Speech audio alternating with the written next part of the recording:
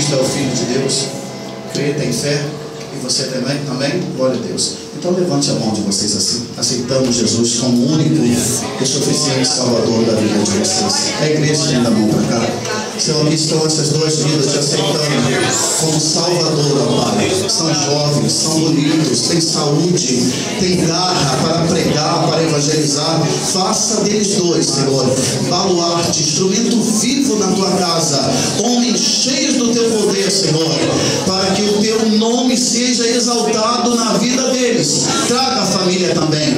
Eu não sei qual a área que eles precisam de ajuda, de cura, de libertação, mas agora, Senhor, liberta, Pai. Essa noite está sendo noite de salvação e de cura e libertação, Pai. Escreve esses nomes no livro da vida e abençoe e guarda em nome de Jesus. Amém.